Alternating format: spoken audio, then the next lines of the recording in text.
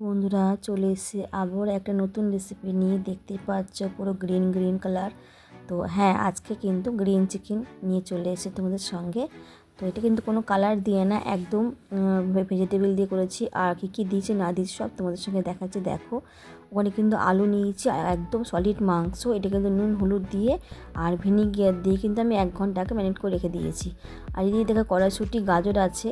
আর এদিকে কিন্তু পেঁয়াজ কুচি পেঁয়াজ কুড়িয়ে রেখেছি। আর এদিকে টমেটো কুচি, কাঁচা লঙ্কা বাটা, আদা রসুন বাটা, এদিকে ধনেপাতা বাটা। ঠিক আছে বন্ধুরা, তো এই যা যা দেবো আমি সব তোমাদের সঙ্গে দেখিয়ে দিলাম। ওদিকে কিন্তু গোলমরিচ গুঁড়ো দেবো একটু, ঠিক আছে, কোনো হলুদ পড়বে না এর মধ্যে, যা হলুদ এই মধ্যেই পড়ে গেল।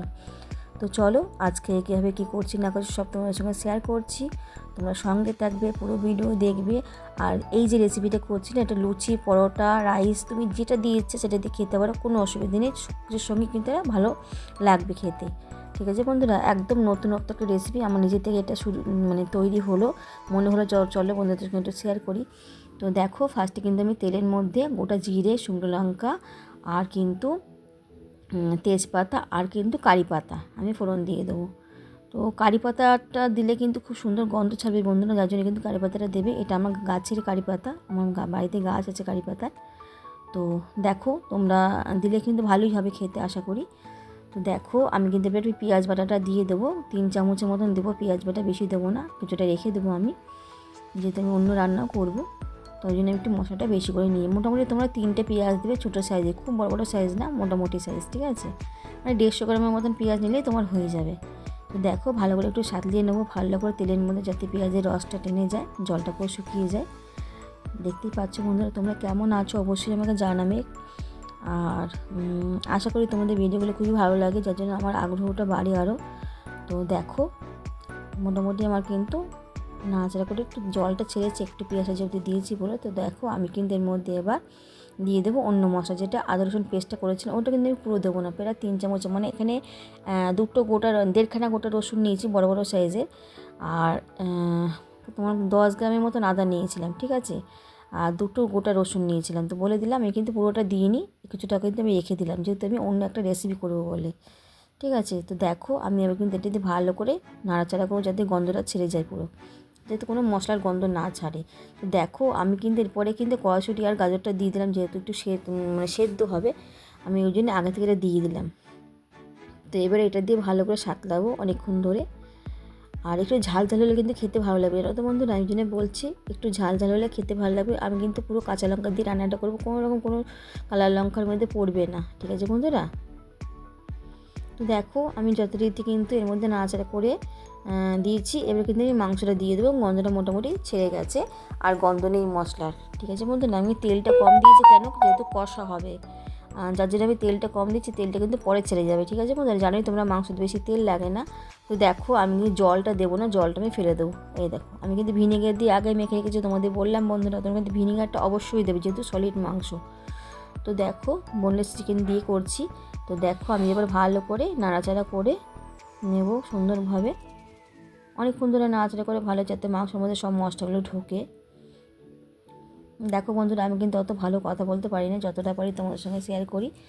তো দেখো তোমাদের মতন কিন্তু অত ভালো আমি কথা বলতে পারি না বন্ধুরা।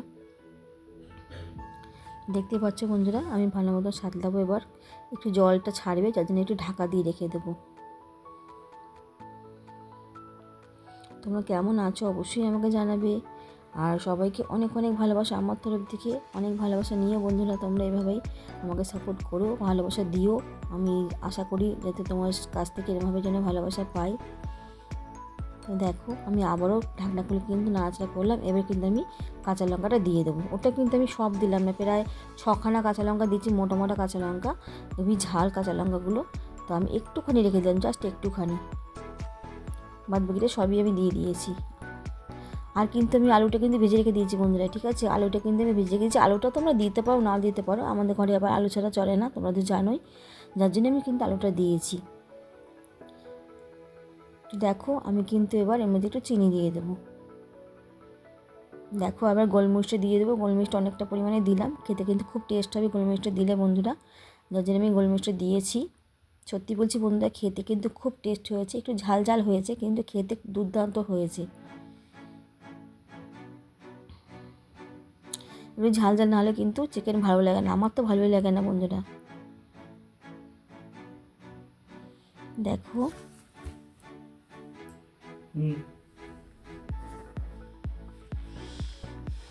আমি আবারও ঢাকা দিয়ে দিলাম, কারণ ঢাকা দিয়ে না করলে কিন্তু সেদ্ধ হবে না। আমি ওই জন্য ঢাকা দিয়ে করছি। এবার কিন্তু কাঁচা টমেটো, লাল টমেটো যে কেটে রেখেছিলাম টমেটোগুলো দিয়ে দিলাম। এটার মধ্যে কিন্তু তোমরা গ্রিন কালারের টমেটো দিতে পারো, অসুবিধা হবে না। আমার কাছে ছিল না, আমি জন্য রেড কালারের টমেটো দিলাম। তো দেখো আমি আবারও নাড়াচাড়া করবো। আমি ঢাকা দিয়ে করেছি, তোমরা ঢাকা ছাড়া করতে পারো, কিন্তু সেদ্ধটা ভালো হবে না। আর কিন্তু আমি এর মধ্যে কিন্তু আলুটা কিন্তু দিয়ে দিয়েছি আগে থেকে, ঠিক আছে বন্ধুরা, ওটা তোমাদের দেখাতে পারিনি। এবার কিন্তু আমি ধনেপাতাটা দিয়ে দেবো, যেহেতু আমার মশলাটা ভালো মতন কষে গেছে।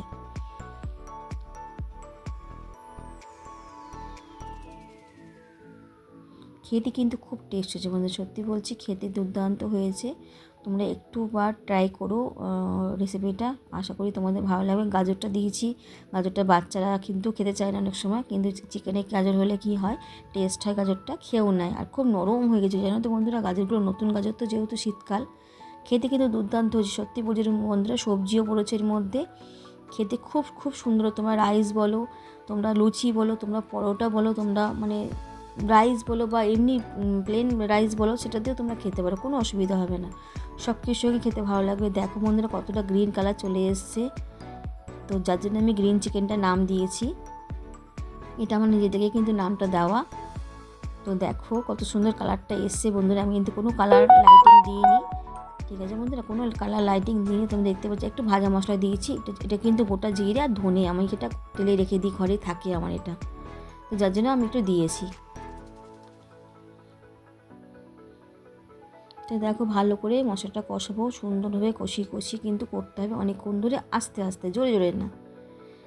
এটা কিন্তু খুব আস্তে আস্তে হবে, যেহেতু জল পড়বে না বন্ধুরা, এর মধ্যে কিন্তু আমি কোনো জল দিইনি, ঠিক আছে। দেখো দেখতে পাচ্ছ কত সুন্দর কালারটা, যত কষাচ্ছি তত কিন্তু কালারটা ধরে যাচ্ছে সুন্দরভাবে। আমি কিন্তু জল ছাড়া এটা কিন্তু করেছি, পুরো আস্তে দিয়ে করেছি বলে দেখো কত জল বেরিয়েছে, দেখেছো বন্ধুরা। আমি কিন্তু আবারও এটা আস্তে দিয়ে ঢাকা দিয়ে রেখে দেবো। যতটা পারবে বন্ধুরা ঢাকা দিয়ে করবে, তাহলে দেখবে চিকেনটা সেদ্ধও হয়ে যায়, আর কিন্তু খেতেও খুব ভালো লাগে। দেখো আবার আমি ঢাকনা খুলে দেখাচ্ছে তোমাদের, দেখো কতটা জলটা বেরিয়ে গেছে, যেহেতু ঢাকা দিয়ে দিয়েছি বলে। তার মানে বুঝতে পারছো জল ছাড়া এটা কিন্তু কতটা জল বেরিয়েছে, জল দিলে তাহলে কি হতো, আমি জল দেবো না, যেহেতু আমরা রাতে লুচি দিয়ে খাবো, আর দুপুরে কিন্তু আমরা রাইস দিয়ে খেয়েছি। খুব সুন্দর লেগেছে বন্ধুরা, সত্যি বলছি এত সুন্দর লেগেছে, তোমরা না করলে বুঝতে পারবে না। অন্তত একবার তোমরা বাড়িতে সবাই রেসিপিটা করো, তারপরে বলো। গাজরটা দিয়েছি, তোমরা ভাববে তো গাজরের গন্ধ ছাড়বে, না বন্ধুরা, কোনো গাজরের কোনো গন্ধ নেই, আরও বরঞ্চ খেতে টেস্ট হয়েছে। আমি তো আস্তে ধীরে করেছি বন্ধুরা, জোরে জোরে দিইনি।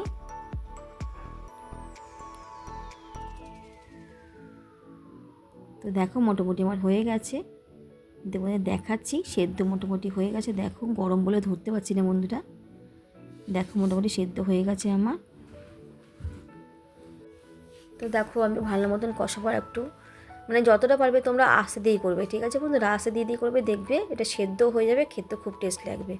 আমি যতবার করেছি কিন্তু আস্তে দিয়ে কষিয়ে কিন্তু আমি এটা করেছি, ঠিক আছে বন্ধু। যেহেতু জল পড়বে না, আমরা বলছি জল দেবে না, খেতে কিন্তু খুব ভালো লাগবে।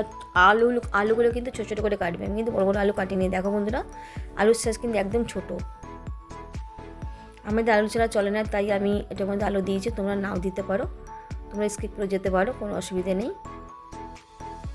তো দেখো কালারটা কত সুন্দর এসে তোমাদের কাছ থেকে দেখাচ্ছি, দেখতেই পাচ্ছ বন্ধুরা। তো চলো রেসিপিটা আমার তৈরি হয়ে গেছে, গ্রিন চিকেন কে খেতে ভালোবাসো বন্ধুরা, চলে আসো।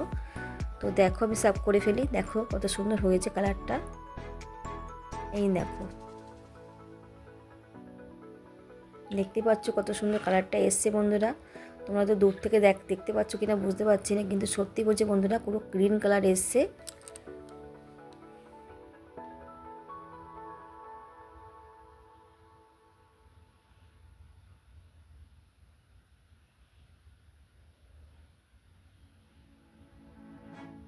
তো দেখো, যদি ভালো লেগে থাকে রেসিপিটা অন্তত তোমরা সুন্দরভাবে একটা কমেন্ট করবে।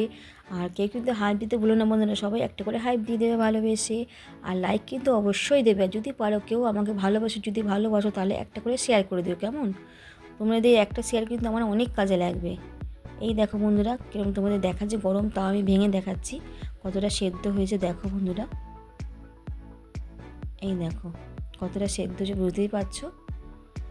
তো দেখো, যদি রেসিপিটা ভালো লেগে থাকে, আমি একটু কিন্তু উপর দিয়ে কারি পাতা দিয়েছিলাম, একটু কড়াইশুঁটি দিয়েছিলাম উপর থেকে ছড়িয়ে গার্নিশের জন্য।